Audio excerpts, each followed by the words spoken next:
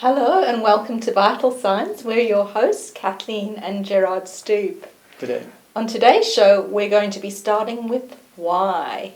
For those of you who've seen the book or watched the TED Talk, absolutely right. It's the title of a book by Simon Sinek called Start with Why.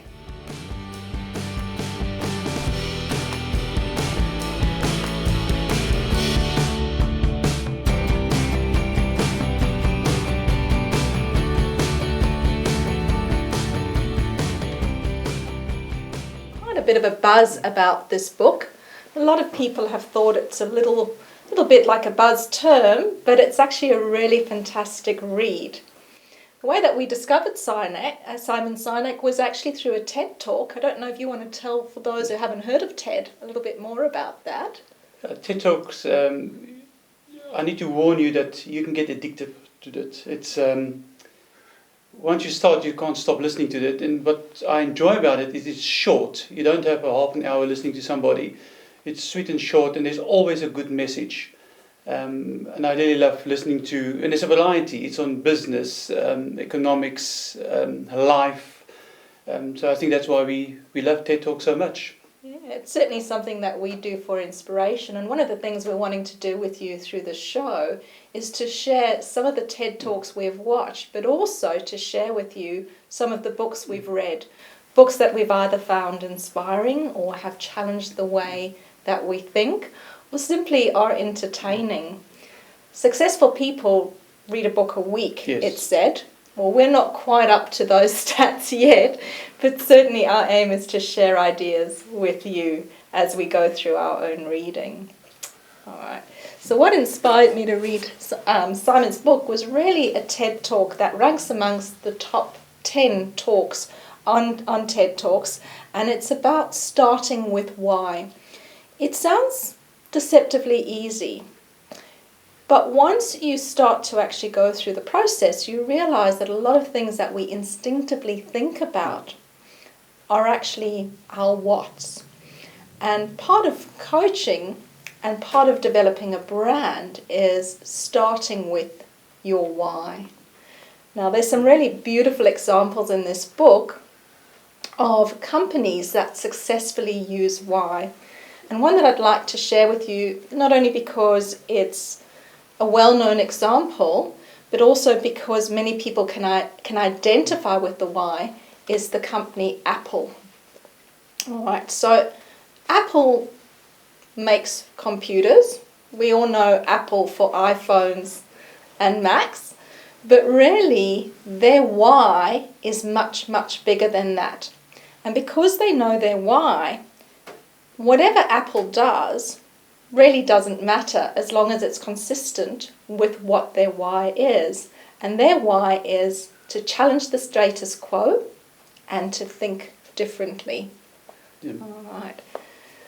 People will often think about Apple as a social movement rather than a company, because people who connect with the way that Apple think see their products really as a status symbol or a way of telling the world that they identify and think differently too.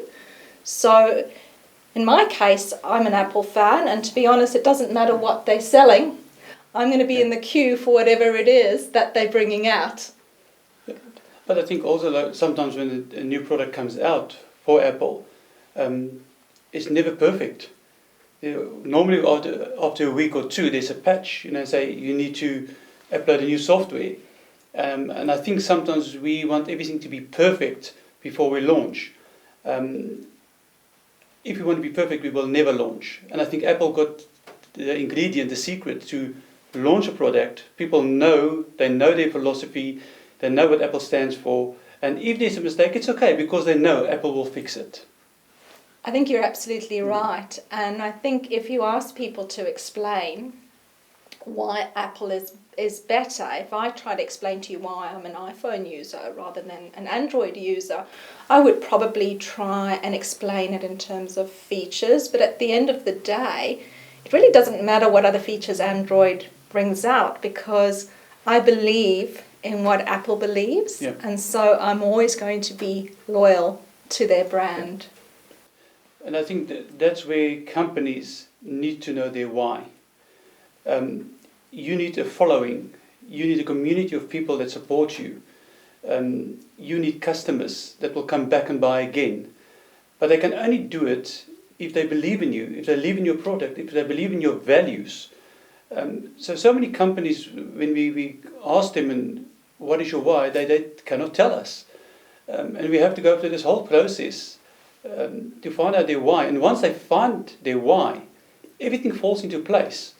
That's why, for example, this is my why. I keep it on my wrist every day to know this is my why, what I do. So my why is to help people to get results. It's all about the end result for me to grow, to find your why, to grow as a person. And if you do that, you will help other people. You can leave a legacy. It's not always about the money, it's about a legacy. And I think the older you get, it's more about the legacy. The younger you are, it's more about the money. Again, what is your why? So for me, it's about getting the results and get people out of that comfort zone, out of that limits they set themselves, and see, well, this is the way it should be, or this is the way I always thought it should be. We're there to help you to get your why, you can live the life you want. I think you said something really interesting there. A lot of people are in the life they lead and do the job they do, not because that's something that they have to do, it's just that they really haven't thought there's an alternative. Yes.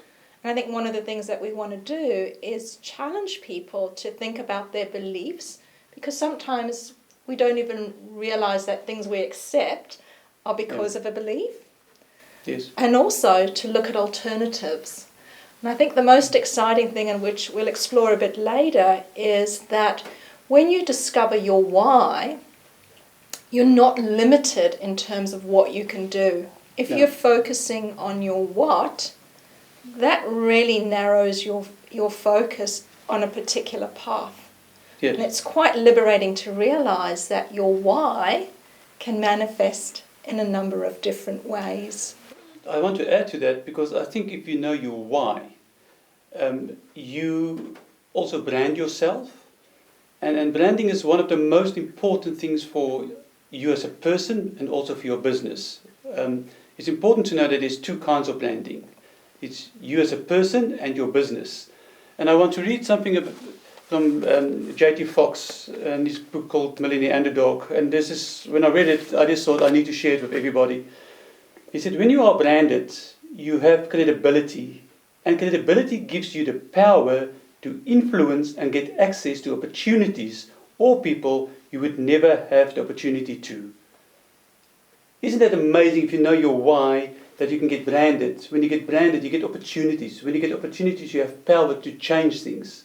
I don't think we realize how important it is to know your why before you even start your business. I think there's a beautiful example in this book where Simon talks about Apple just very clearly knowing their why, and someone like Steve Jobs doing a great job communicating that why. So they were driven by this idea of challenging the status quo, doing things differently, and an opportunity that they saw was to change the music industry. Now, one of the things I didn't know is that Apple actually didn't invent the technology behind the iPod or MP3 files. There's actually another company that had introduced it before. But the way that the company was introducing it was very much in terms of a product and features, and it just wasn't something that people could really understand why they needed it. Apple came along and said, 1,000 songs in your pocket. And people immediately resonated with that. The fact that Apple was suddenly not making computers didn't matter. It's consistent with their why. They challenged another industry. Yep. We're going to take a short break, but we'd love you to stick around and hear how you discover your why.